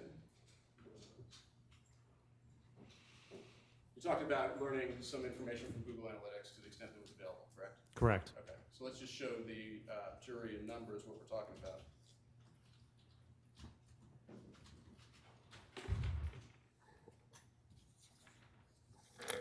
what exhibit Oh, is it? that's small. That's the, Just for setting record, Judge, we're looking at 120. yeah, so this is the front page. I guess this is this is exhibit 120. Is that a full exhibit? 120 is a full exhibit, Your Honor. Thank you. 210 must be another great exhibit. But can we go to Google Analytics and show the jury the analytics from 2012? So, there you go. And if you could just sort of maybe blow up the year totals.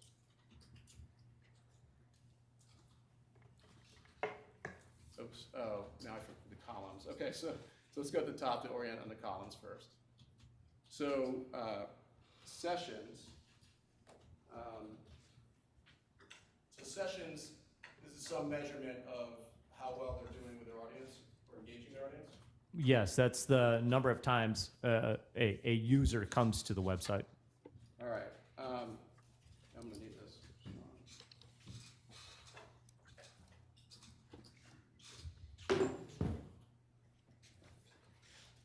All right, so we're on 2012.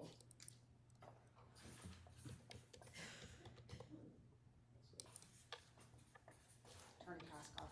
Yes, sorry, Judge, I turned my back. No, to I you. don't, Sorry. I'm worried about Attorney Pattis, not myself. You're okay with that, Attorney Pattis? Not yet.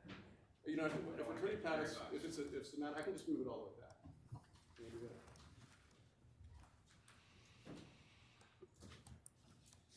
There you go. Is that good? It is. Okay.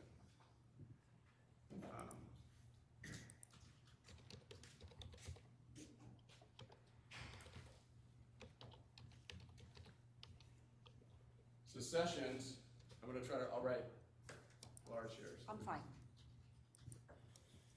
2012 sessions, 119,107,058.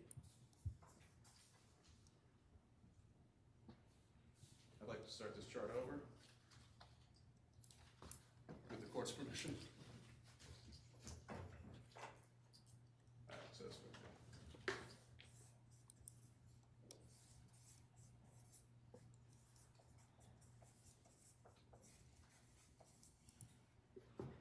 okay, so sessions in 2012, 119,107,000. Of course, everybody can read it, but 107,058, right? Is that correct? Yes. Okay. Now we have something called users, and that is 49,029,029. Correct. 313. And then we have page views, and that is 286 million. I'm just going to round it up because I'm running out of space. Is that about right? Yes. Okay. Now, this was, for the most part, this is the infrastructure that was in place at the time of the Sandy Hook shooting on December 14, 2012. Is that correct? Yes. Okay. So, can you just, as somebody who's studied networks and spheres of influence, can you just describe to the jury the scale of what we're talking about? It's extremely large. Compared to other organizations or entities that I've looked at, to achieve, I think the middle number is the one to focus on, the 49 million. To achieve 49 million users in any given year is a massive audience. Was there anybody operating in Alex Jones' sphere of influence, to your knowledge, having studied this, that came remotely close? No, I'm sure there was what would be mainstream sort of television channels or something that might have that. ESPN would have many more, for example, I would guess, but no, I'm not familiar with others. Okay. In fact, we'll look at media kits. You can review media kits. Yes. And you've seen how Alex Jones compares to at least what was presented as his competition. Correct. And he was on top by far, correct? He was. All right. Now, in terms, so this is now. Do these numbers primarily capture what primarily capture the audience prior to Sandy Hook, given that Sandy Hook happened in the last 2 weeks of December? Yes. Okay. Now let's go to 2013.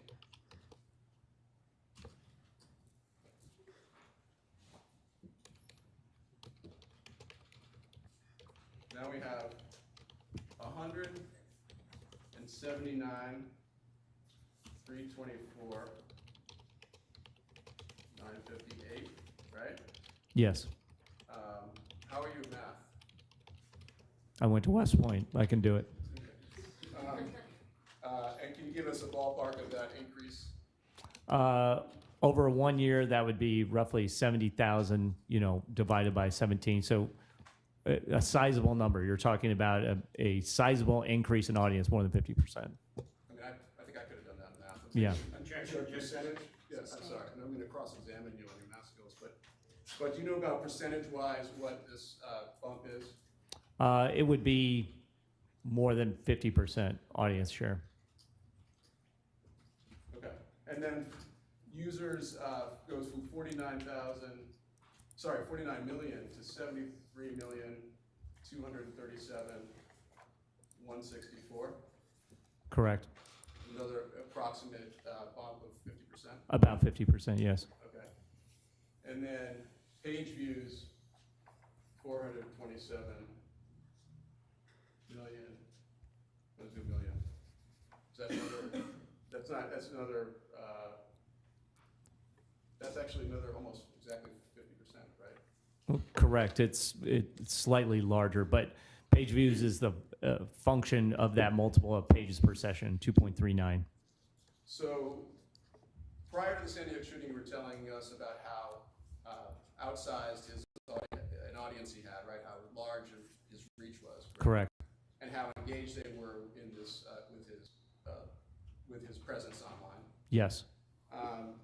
And did that already sizable audience increase by approximately 50% according to Google Analytics? Yes. A year after? In 1 year. Yes. 50%.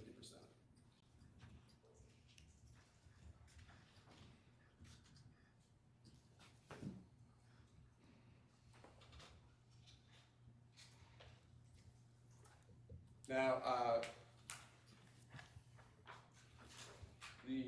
the jury has seen some videos of Alex Jones. We're not going to show all the videos, but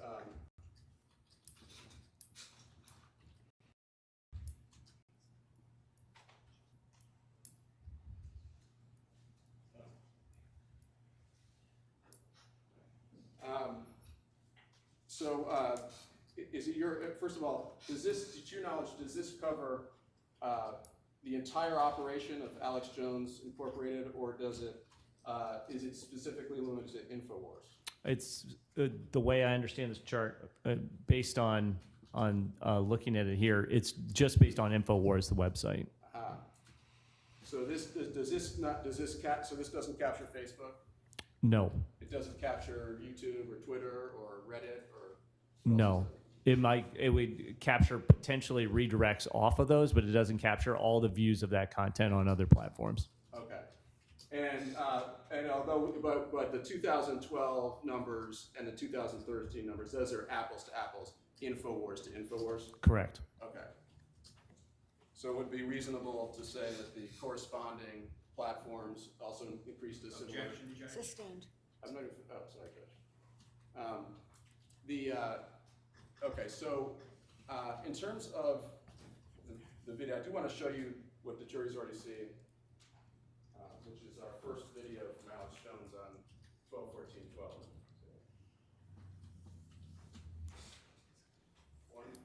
1E 2.0.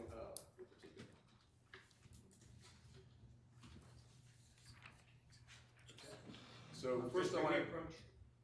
You may. I can, if it's a 2.0, I can just explain it. I'd like to hear it.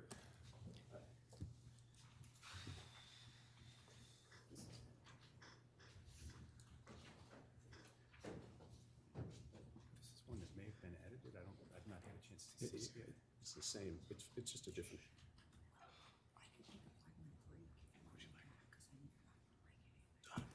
They tried to make it.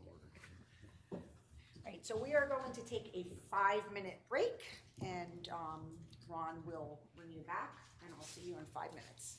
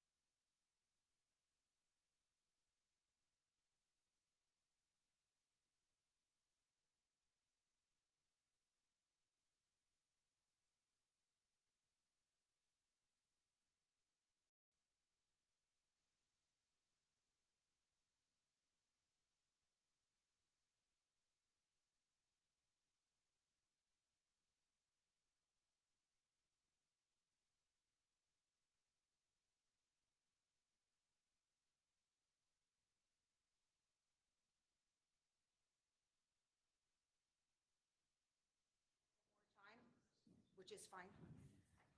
You need a little more time? No, not on the issue here. You sure? May I speak to Attorney Pascal, and maybe able to reach an agreement? Sure. Sir, do you need more? No, I'm good. Okay, that's what we just had. Yes, that's exactly it. So you say those words, I'm going to type in my record. If I just say a little bit more. If you're the 2.0. Yeah, no, I know. I've tried. So why don't you just consider one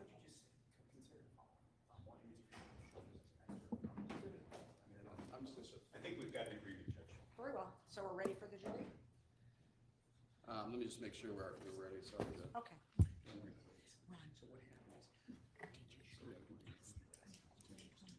You remind me. So if they say that's something you're on already. So they have it.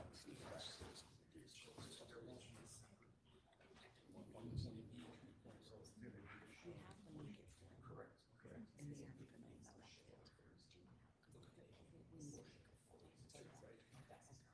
I mean, not you, whoever makes it, who makes it.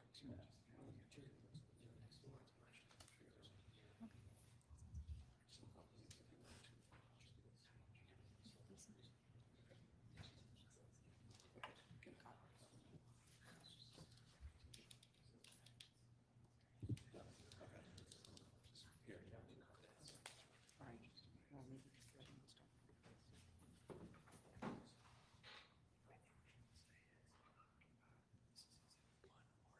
Judge, I think the issue was the 2.0 threw me. I didn't know if this was new material. It turned out to be simply an excerpt from something already admitted.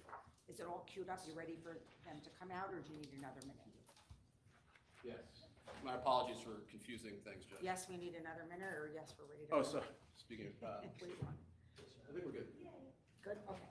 Thanks, Ron. Whose phone is this? That's not.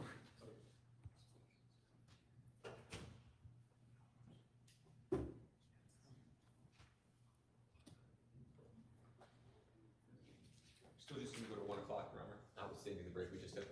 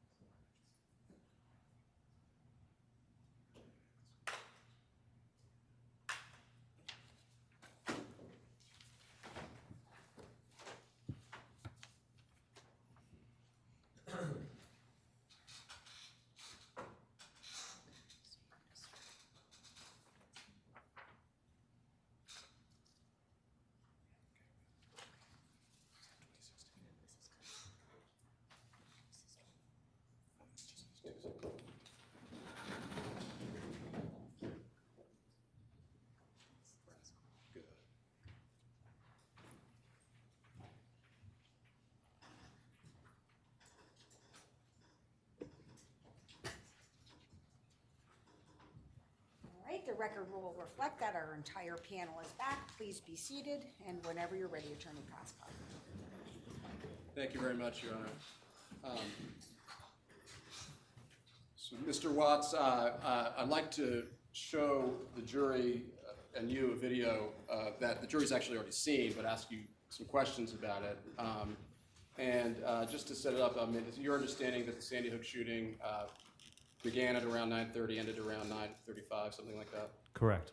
Okay. I want you to assume that Alex Jones, within 3 hours, had put together a show for Infowars that day, okay? Yes. And aired it that day. Yes. All right, and the jury's seen this, but I want to show it to you. Hang on one second.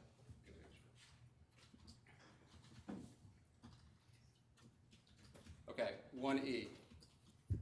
This is the first video by Alex Jones following the shooting.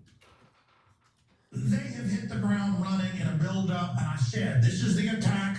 Look, people got to find the clips the last 2 months. I said, they are launching attacks. They're getting ready. I can see them warming up with Obama. They've got a bigger majority in the Congress now in the Senate. They are going to come after our guns, look for mass shootings. And then magically it happens. They are coming. They are coming. They are coming.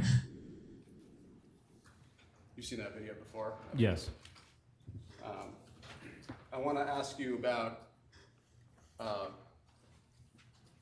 when you're teaching other agents, investigators how to look into networks, telling about message. Can you tell us what, if anything, Alex Jones is employing here that is in furtherance of what you've described to the jury? It's fear over loss of weapons, which he uses as the justification.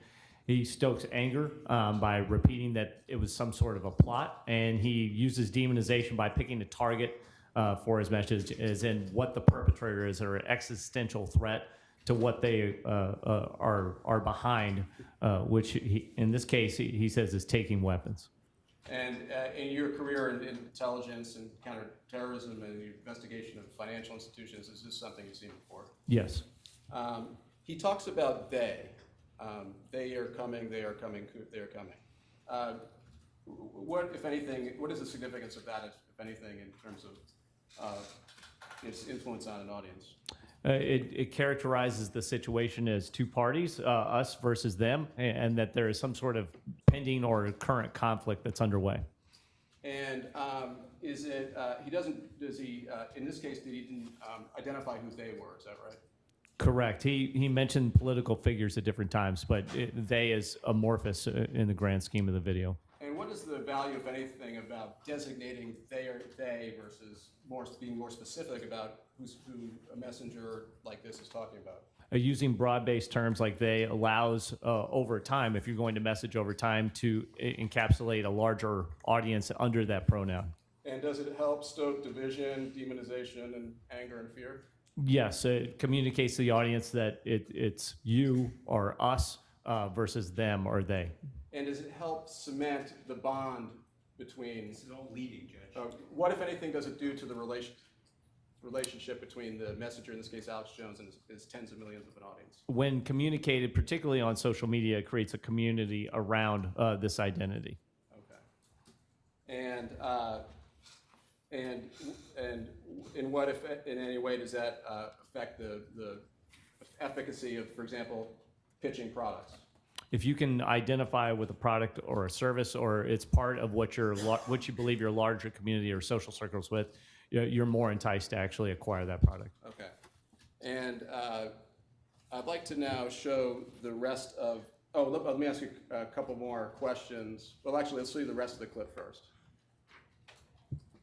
They've already taken over healthcare. The premiums are doubling. They're bankrupting that. They're already shipped GM to China. They are going to gut this country. They're going to shut down the power plants. They're going to bankrupt us. They are re-educating us. Just like we were Ukrainians and they're Russians. They want us bankrupt. They want the counties and the cities bankrupted and federalized. The feds themselves run by globalists. What does the new magazine say? You can get it by subscribing. You can get 12 issues. Great way. This man wants your guns. And I break down here, they're declaring war on the Second Amendment, period. They are declaring war on the Second Amendment, period. They are coming after our Second Amendment. It is happening. They want to kill America in 2013. That is their goal. That is what they want. They are moving to do it. Send your tips to Real Alex Jones on Twitter. Tell me what you think. Comment in the articles. I'll be reading what you're saying. We'll have more reports Sunday 4 to 6, and more reports tonight on the Nightly News 7 o'clock, prisonplanet.tv. Okay, so in terms of the they again, he repeats the they. Are we any more clear about who the they are? No. And what are globalists? It's basically a large, broad-based term that there is some sort of a global empire. It's never well defined, and oftentimes characters move in and out of what is seen as globalist or belief in a global system. Okay, and this would have been within about 2 or 3 hours of the shooting, and is Alex Jones selling a product here as well? Yes, he offers subscriptions to the magazine during the broadcast. And what, if any, is the significance of him offering something for sale and for profit as he is sending a message of they are coming and they're going to take your guns and so forth? He's communicating that if you want to understand the phenomenon which he's talking about, it's a fear-based message based on anger and resentment and demonizing a population, them. The way to understand that is through his subscription. Okay. And he says, call in with your tips or something to that nature. Did you hear that? Correct. And can you describe what that does to this in this ecosystem of influence? If you rely on your audience to also provide you tips, it allows for them to become part of what's going on. They become part of the production. It also at times can lead to rewards. Sometimes it's fame. They can be elevated in terms of the status in their community. They could be put on air with Alex Jones or interviewed, or they could receive things in terms of even a job or monetary compensation potentially. And is that one of the ways in which commercial enterprises might engage somebody to make a purchase they might not otherwise make? Yes. Okay. And what, if anything, does that do to the relationship between the messenger and the audience? It creates a system where there's some sort of incentive to engage, meaning that if there's a call out there to provide tips or to do something, a call to action, it enables the audience to become part of the story, or in some cases to become part of the infrastructure. And from time to time, through your evaluation of the evidence in this case, does Alex Jones take those tips and promote them to his tens of millions of listeners? Yes, it increases the messages and the messengers. Okay. And does Alex Jones operate as a kind of a hub for promoting? Never mind. All right. So we were talking about the importance of reach. Do you remember that? And volume. Yes. And I want to show you some information. One of the things that you were provided, weren't you, were something called media kits. Correct. And if we could pull up 216. That is a full exhibit. It is a full exhibit. The jury's seen parts of this.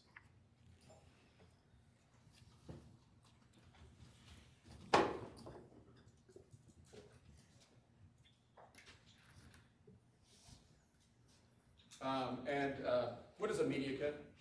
A media kit is something you would distribute to potential advertisers or entities that might want to do sales, by with or through your website or your platform. Now, if we could turn to, and this was a media kit that was put out, if you go up to upper left. Correct. And if you go to first page, it's Bates 1286. There we go. Go ahead of me.